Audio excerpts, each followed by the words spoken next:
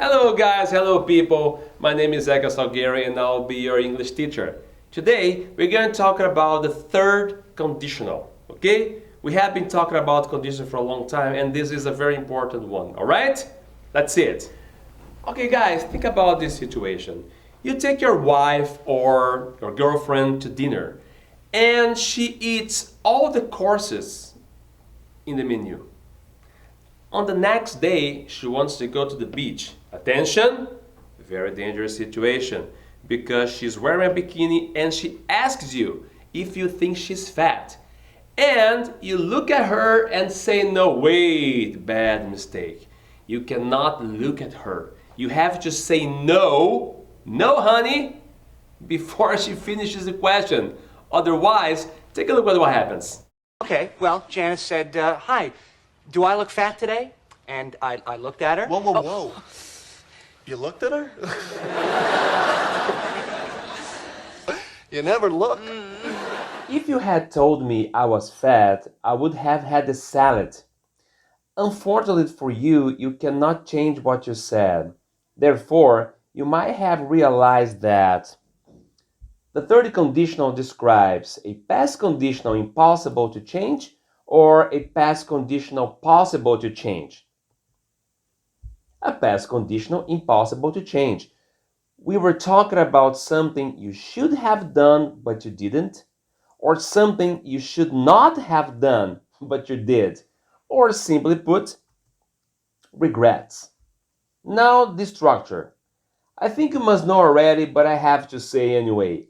Every conditional sentence has two clauses, the if clause and the result clause.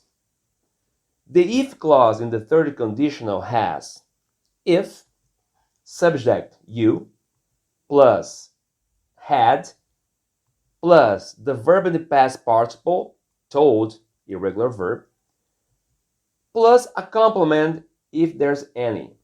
Attention, in the if clause, we have the structure of the past perfect. So follow the rules of the past perfect in order to make negative or interrogative sentences. And the result clause will have subject, would have, always together, plus the verb in the past participle, plus a complement if there's any. And there is always the comma rule. If you start your sentence with the if clause, you have to use the comma before the beginning of the result clause. Okay, now it's music time, and no, it is not a Bon Jovi song, okay? And no, it's not me singing. If you had gone out with me, I would have done everything for you, but you never did. Yes, you can start a sentence either with the if clause or the result clause. Just drop the comma, always. Look, if you had gone with me, comma, I would have done everything for you. I would have done everything for you if you had gone out with me. No comma. Alright? Moving on. As you might remember, people, you can replace if for other adverbs, okay? So we can use provide that and, as always, unless. How does it work? Let's take a look. If you had gone out with me, I would have done everything for you. Replacing if for provided, with or without that, I don't have to change anything else. This is because this conjunction is used to emphasize the conditional. But if I replace if for unless, I need to change would for wouldn't in order to keep the same meaning. Attention to the negative form. You add not to would and not to have. But you know that because we have been using unless all the time, and you really can use it with all conditionals. Guys, as you know, we have to practice. I always say that because it's very important, okay? Let's do it. Let's work with the structure. Name each part of both clauses, if clause and the result clause. To do this exercise, pause the video for a moment and go back a little bit. Check the examples of structure that I showed you in the beginning of the video. Then come back and solve the problem. Yeah, that's it. First sentence. If you had gone out with me, I would have done everything. In the if clause we have if plus subject you plus had plus the verb in the past participle, gone out, irregular verb, plus a complement. In the result clause we have subject I plus would have plus the verb in the past participle, done, irregular verb, plus a complement. Second sentence, I would have done everything if you had gone out with me. Here, we just started with the result clause and we have exactly the same as the first sentence. Just started with the result clause. Take a look.